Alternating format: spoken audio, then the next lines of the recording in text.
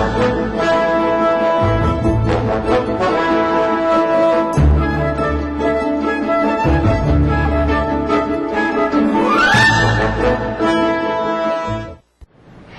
and welcome to Getting Your Money's Worth, the show that focuses on value. I'm Judith West, and our guest today is Paula Lukats, Director of Just Food.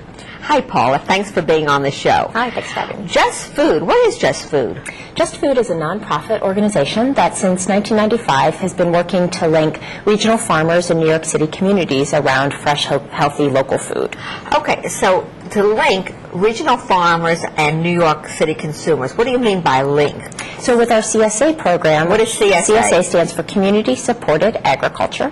Community Supported Agriculture. New York Yep. City Supported Agriculture? Yep. That's a stretch. Tell us more about that. I certainly Go ahead. will. But we link regional farmers with New York City consumers in kind of a buying relationship where consumers purchase a share in the farmer's harvest. So it's a buying club for food. Yep, kind of for vegetables. And urban consumers, urban dwellers, New York City, other urban areas, they can directly hook up with a local farmer. Exactly. First off, there are some people that wouldn't believe that there are farmers in New York anyway. How far away are these farmers from New York City? Our radius is 250 miles. So within what we 250 consider local. miles, which is not a bad drive time, there is food grown in within New York City vicinity. Absolutely. And it's a commute for some people. Right. And New York City residents can hook up and get their produce. Yep, it's without a middleman. Exactly. They're buying it directly from the farmer. So what is there?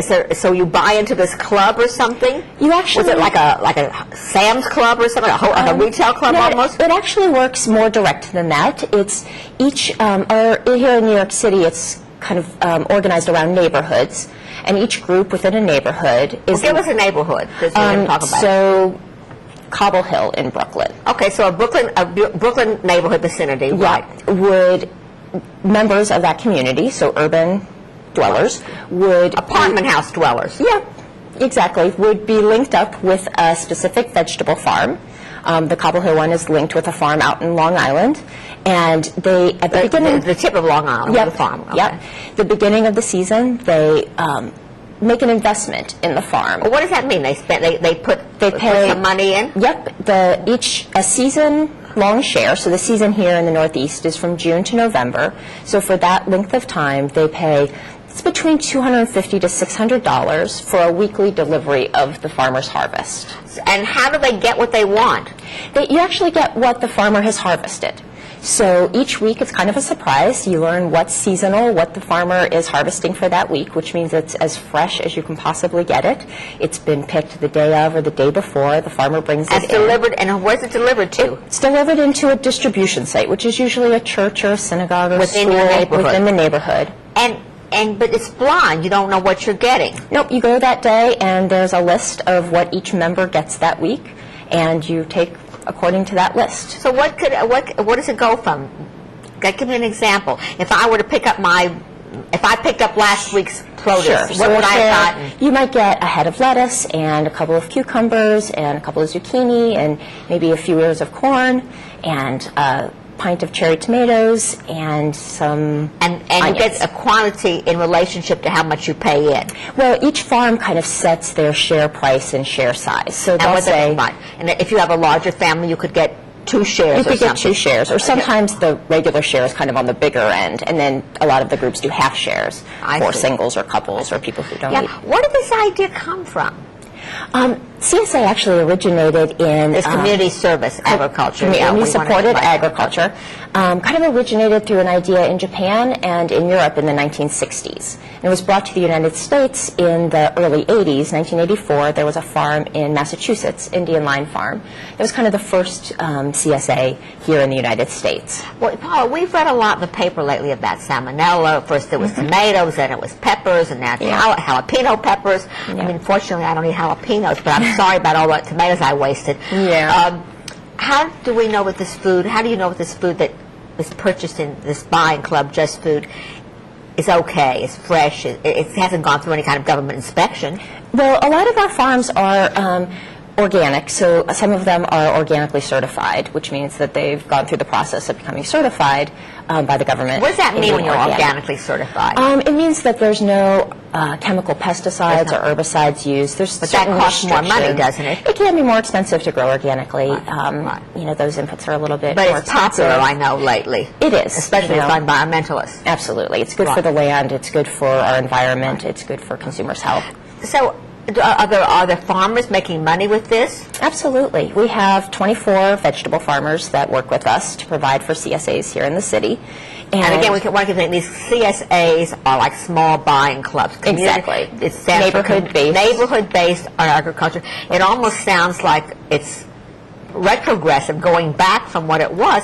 But I know for many folks it's refreshing not to get their produce in a supermarket. Yep, I think one of the most They feel it important tastes things fresher, it smells fresher. exactly about CSA is that it's incredibly fresh, it's healthy, you know where it's being grown, it's only come from our farms. Even though our radius is 250 miles, our average farm is about 100 miles from the city, so it comes really locally. And how many of these kind of buying clubs exist in the United States? There are about 1,500 in the United States. And are they most? And many are in urban areas. A lot are in urban areas, but a lot are also on the farm, where people go to the farm and actually pick up their share. And actually pick up. Yeah, it's kind of a booming movement. It is. It's grown a lot. I've been doing this for about 3 years. It's part of and this grown whole a lot. climate, global, environmental. I think people really are looking to eat well, and That they people want want to eat well and they want to eat healthy. They do. But in New York City, even you guys have gone away from you've expanded beyond just vegetables, and looking at some of on your website, I see that you have manuals on how to raise hens to get eggs. Yep. Are you saying that in New York City people are raising chickens? They certainly are. In New York City, they're raising chickens? They certainly are. Oh, isn't that against the zoning or codes or something? It's legal to have hens legal? in New York City. It's Yep. right. Yep, no roosters, but you can have hens. You could have roosters, no roosters, roosters, but but you can hens. have Okay, hens. well, I'm in a co-op, so put that on by. We have a law. We have something about pets. We'll put it on bylaw. Hens, okay, no roosters. And are people doing it? They certainly are. They certainly are. We have the CSA, Community Supported Agriculture Program, is one program that Just Food runs. Our City Farms program is our urban agriculture program. And you have a city farms program. Yep. And people, where do they get the land for farms? Where do they Community stake it? gardens. Community People are gardens. growing a lot of food within community gardens. I mean, and it's gotten we help popular, gardeners right. share their knowledge with each other to increase And they're raising chickens. And they're raising chickens. And keeping bees for And honey. we're working on It's the hard bees. to believe that there's that kind of a program going in sophisticated New York Yep. City. Yep, I think it's really exciting. I think people it's exciting. want to know where their food's coming from. They want to be involved in the raising of their food. And see it, both CSA and urban gardening help have that happen. You say Just Food's a nonprofit, so Yep. how do you guys get your money to fund this kind of a program? We're funded primarily through grants and foundations and some contracts and private donations. Right, and the folks that sign up in these buying clubs, so it's kind of a lottery what you're going to get. You can't really plan your menu in advance. You know what the farmer plants throughout the season. Oh, what so they you know- normally plant. so you know in So you have a advance. general idea on Right. what grows here in the Northeast and what types of things they grow, but you won't know any specific week. Some of the farmers can send a list like the day before to help you plan a little bit, but it's really whatever's ready to be harvested that day is what they bring you. And what is the window of time between the harvest and you getting it on your table? They usually harvest the day of or the day before it's brought to you, so it's about as fresh as you It's can get. about as fresh as you can get it. Absolutely. It's almost off the farm. Absolutely. Right. It's very direct. Right.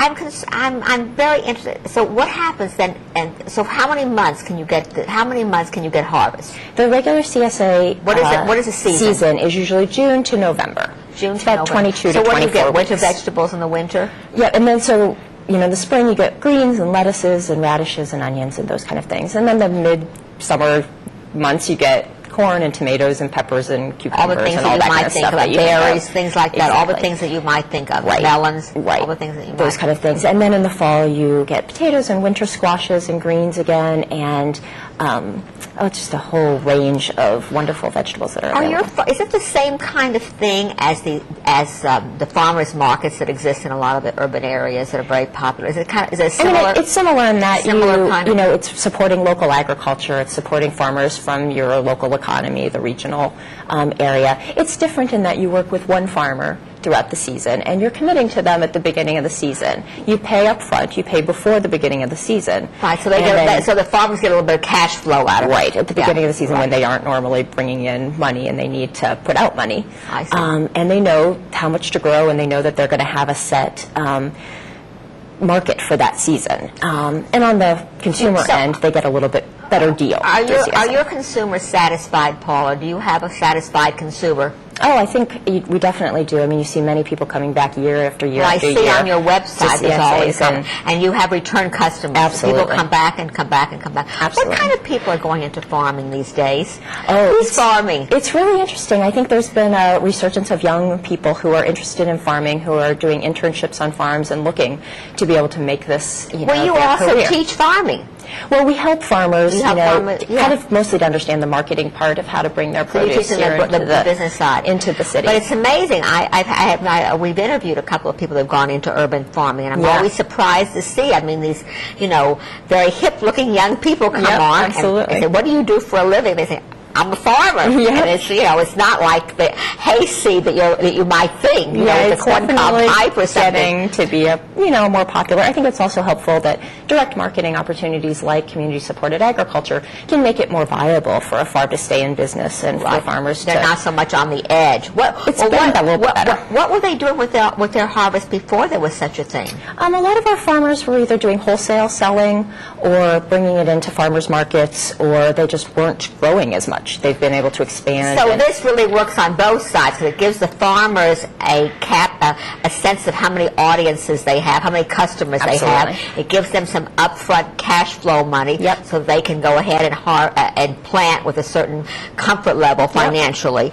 And the folks that buy into it have a guarantee of fresh farm produce and vegetables, fruits, and Exactly. there's even some of them is even baked goods, flowers. I see a variety. I saw a variety. Right. The main CSA share is usually a vegetable share, but a lot of our groups have added shares for fruit and eggs and dairy and flowers and meat, so that people can get as much local produce and local food as they can. Right. And if you really get hooked, you can start raising chickens, hens, hens for eggs. Yep. It sounds like fun to me. I'm still a little. I'm thinking. I'm thinking about. Is it going to be a day when you walk down Park Avenue and you hear some roosters, you hear some hens being set for eggs? I don't know. It sounds good. I know your trend has gotten popular, and I congratulate you guys for doing this. Thank you. Thanks for being on the show. Thank you. I'm Judith West. You're watching Getting Your Money's Worth with Paula Lukats from Just Food. Thanks for watching.